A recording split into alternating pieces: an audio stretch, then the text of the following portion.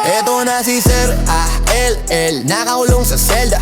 Ang baho-baho na niya kasi ngamoy na niya yung kilikili ni susi mo.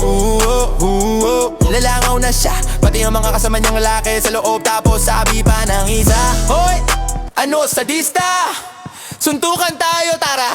Ngayong wala ka ng baril, tignan natin kung sino malakas sa atin ngayon.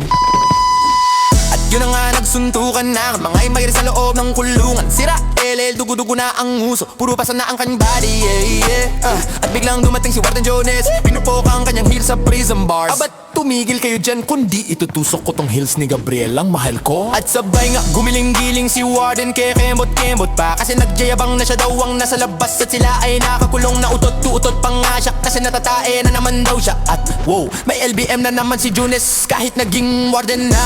At dahil doon nagkaroon ng pagkakataon na makatakas si Sarah Ellen sa kulungan, nagbabalak pa si Gago kahit bugbog na ang body. Kinuha niya ang cellphone ni Abila na nahulog mula sa puwet ni Warden na tinawag na nga niya si Sevilla. Shailene! Tulong! Takasan mo ako dito. Babayaran kita milyones basta ilabas mo na ako dito. Ang pangi-pangi ko na amoy tain na ako dito. At labis pa ang ngiti ni Mang Sevilla, nagmukha pang troll face sa laki na kanyang bunganga at ipin.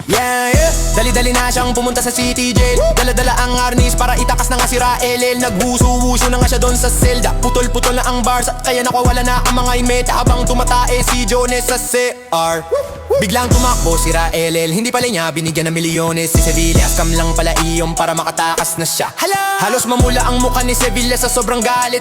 Tatanga-tanga kasi ayan tuloy, pumutok na si Sevilla. Grabe na ang kanyang gutom kaya naghanap siya ng tinapay na sapatos is love. Tinapay na patos is life. Bumili lang siya doon saglit, banda sa bakery ni Edgar.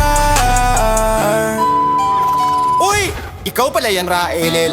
Balita ko preso ka na. Ba't andito ka? Daig mo pa si Cardo Dalisay, ang bilis mong nakatakas, bro. Manahimik ka, Edgar. Koreo ka, ipuputo ko ang nguso mo. Gutom na ako, kumukulo na ang tiyan ko. Grabe talaga si Sarah LL, siya na nga itong tinutulugan, tapos siya pa ang galit.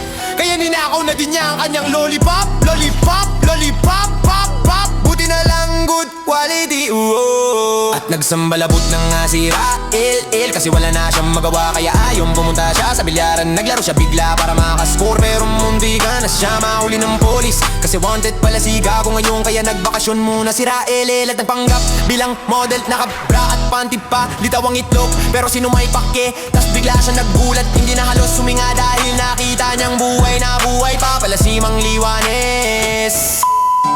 Punong-puno na ng cake ang kanyang mukha, sirad bukas ay ang epal. Hinampas sa kanya ang cake nung birthday niya, nakita niya si Sir habang siya ay nag-twerk. Lumalawlaw pa nga ang dede ni Mang habang tumatakbo siya papalapit kay Raelel. At sinabi niya, Iho, long time no see, kamusta ang selda? Ice cream yummy, ice cream good. Hoy, ang taba-taba mo, anong nangyari sa mukha mo? Ano yung clown ka na sa McDo? Bagay sa'yo, kasi galing mo magpatawa, mag-diet ka minsan, Cynthia. Kaya laki-laki ng bilbil mo, puro ka ice cream, wala ko pake. Ice cream is life.